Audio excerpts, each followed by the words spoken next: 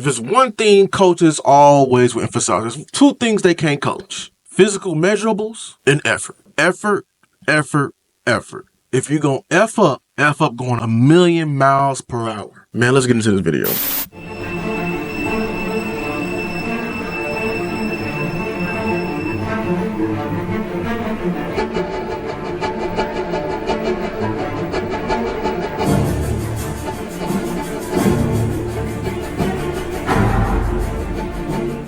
Listen, loafing was all over this tape. And just the lack of effort, and it came from the defensive line, in more particular, the interior defensive line. Man, I mean, so for any of you out there who don't understand why loafing is important, one, loafing is so bad. One, it's contagious, and then it's just an automatic disrespect to the guys you're working beside you. You know, that they're working hard, and you need, like, we can't forget what's Mike Zimmer's, MO and mantra with his defense. Everyone else needs to do their job so someone else that's behind you can eat. And I'm sorry, Cowboy fans, we are not going to go far in this league if our trenches are not up to par. I'm not asking for them to be world beaters, but I am asking for them to do is just the bare minimum what their position calls for. And oh my God, the amount of loafing I saw on this film. Y'all asked, and here I am to to respond. Which I shout out to this guy here, but he had the wrong guy to talk about. He said Linval Joseph. I'm gonna talk about him in a little bit. Jordan Phillips. Oh my God.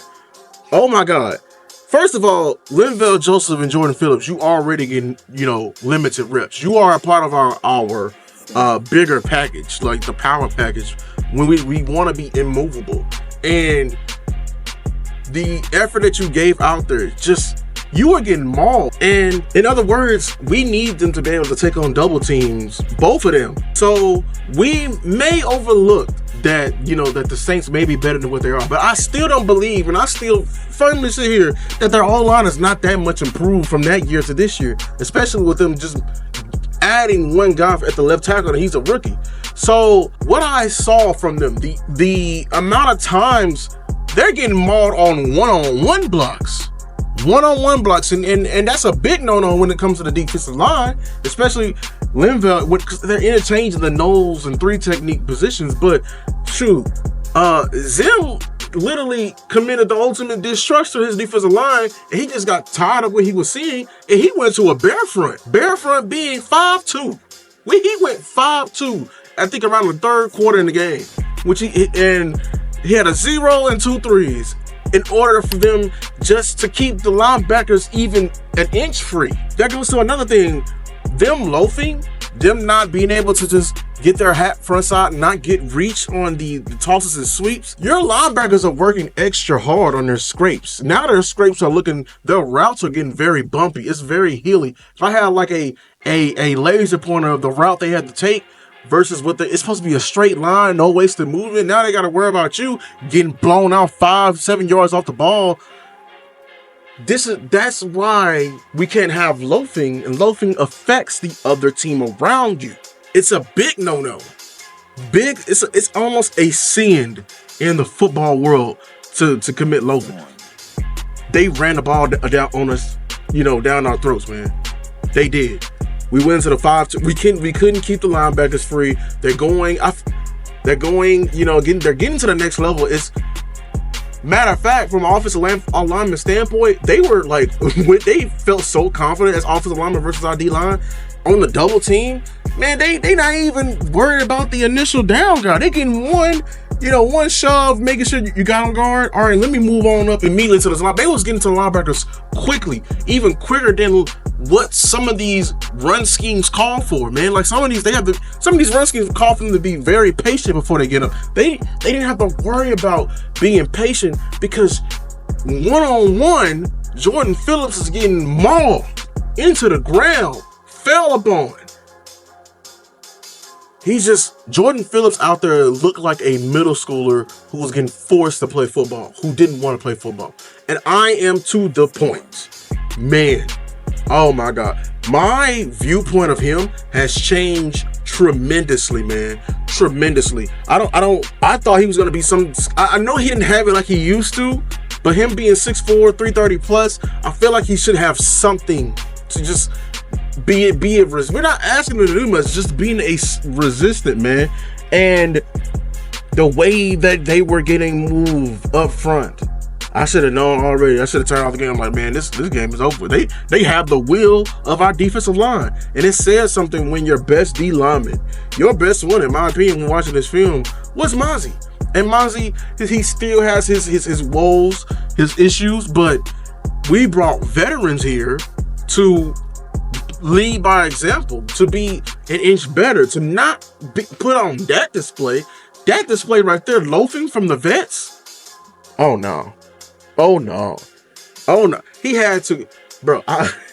He had to go barefront to keep his linebackers free. We're going barefront from the opposing team's 20, man. Because we're just losing first downs. First and 10 is turning to second and 2 real quickly. So, and we're just putting that much stress on our defensive backs and our back half, because now we commit more to the run. The play action is just wide open. Also, like I said it earlier, I believe Micah needs to be moved around. He is not a defensive end. I hate when we keep him at defensive end, especially at one side all game.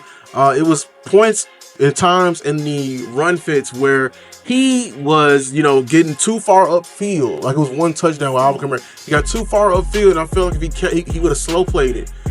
Because he obviously is up under the tackle. He's up under his pinning. Up under him. Slow play it, close in that gap, and force Alvin Kamara to run east and west, make him go flat, and so the cavalry can come out behind you. But the way everyone was playing, the loafing was going on, I didn't see no swarm, no pursuit to the ball. So, and I apologize to Mike Zim, because I was initially mad at Mike Zim, but more and more watching this film, man, the players were playing terrible. It's like guys that want to be out there, man. And like, so to wrap this all up, this is a far-fetched statement. I just hate that, Jordan Phillips and Linville, they were playing that way, because, this is just a theory. This is gonna, I know the Joneses, man, and how comfortable they get when acquiring players in the free agency. And the moves they made were just, they were hush moves. They weren't the best moves. They were Band-Aids.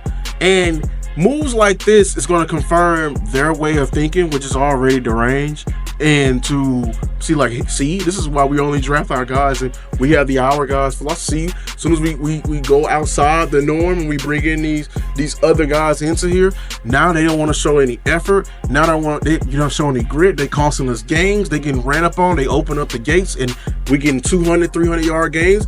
This is why we don't go out there, even though that the signings they made are lazy. Right? And yeah, and they're gonna confirm it with now. We should all raise our eyebrows when an inter-division trade happens, because I know this is one game and I know this is overreaction, but man, the way what I saw on film, I can see why the Giants got up off of them. And I thought the Giants do have one of the best D lines in the league. But I can see why they didn't want that in their locker room for at least vet help. They was like, man, we good with that. Y'all can have them. And now I see, man.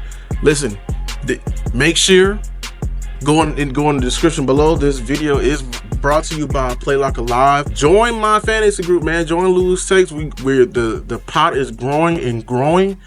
Listen, we just started our first week this past week in week 2. Join me, man. You can join at any point of the season. Free money. Come on, man. Hey, if you made it this far, make sure you like, subscribe to the video, support, like, man. Thank you again. Until next time. Peace, Cowboy Nation. Peace.